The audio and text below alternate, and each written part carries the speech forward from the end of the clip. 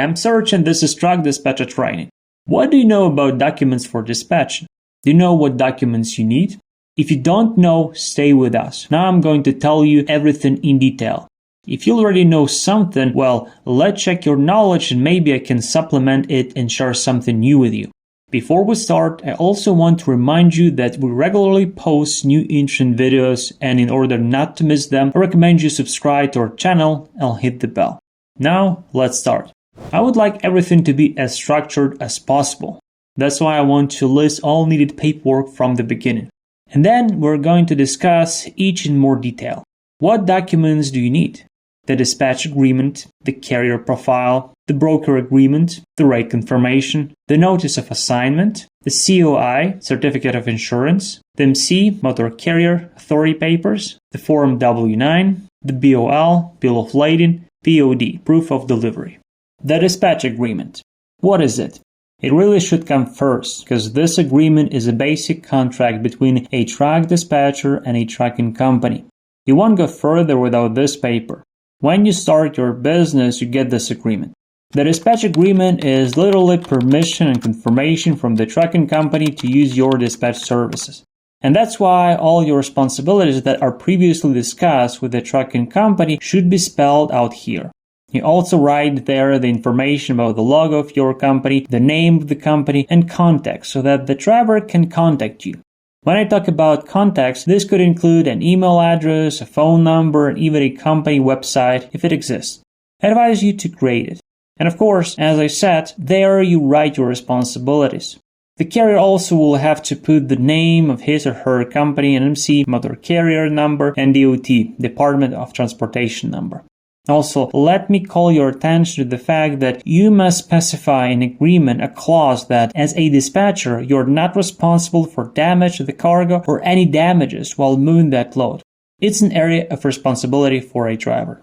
The carrier profile is divided into two parts. First part is about a carrier. There you can find all the information. What is it? Yes, this document includes the name of the carrier's company, again, physical address, email address, main contact, phone numbers, fax, and no less important, emergency contact. Second part is about equipment. What does it mean?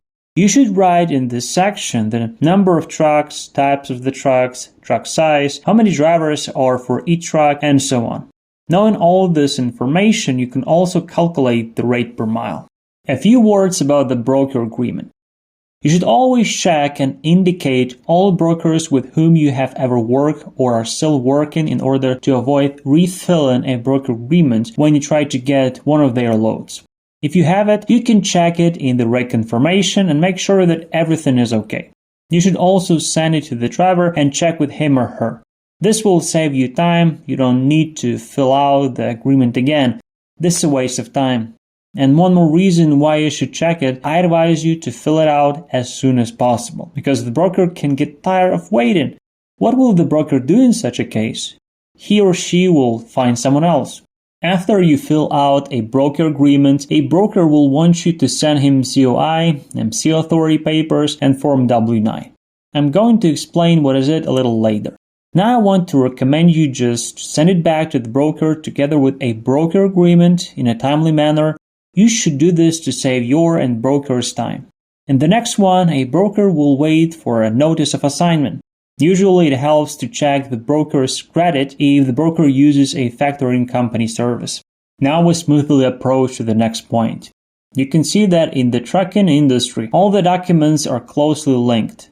In the paperwork process, everything is interconnected. If you make or send one document, more likely you may need other documents too. So keep watching this video to make sure you don't miss anything. Why did I talk about it? You should know that you need back from the driver some documents if you send over a dispatch agreement in the carrier profile. First is the COI, Certificate of Insurance. Usually, standard COI lists include the policyholder's name, policy effective date, the type of coverage, policy limits, and so on. Simply put, they are all the essential details of insurance policy, but you can receive it only if you have authority papers. There is too much information, am I right? Now we'll figure it all out.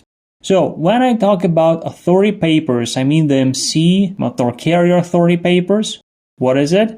There are two unique numbers, a DOT number that confirms the authority. Next is the Form W-9. There you can find the name of the business and federal ID number, or EIN, Employer's Identification Number. When the broker will get all these documents, he or she is going to send over working conditions with you. I talk about time and rate. The BOL, Bill of Lading. You're going to get it when you meet a shipper. There will be information about a load, damages, and so on. But it is not the end. After that, you will have to make sure that BOL will be delivered to receiver. The receiver will write the same information about the loads and damages. If you want to have any problems or claims, the BOL will become a POD, proof of delivery. Your carrier must send you a copy with all signs. It, in turn, will impact your own personal records. That's all for today. Please write in the comments what new you learned in our video. Don't forget to like it and then please subscribe so as not to miss any future videos. By the way, I want to recommend our past videos. I bet you will find a lot of new things. Bye.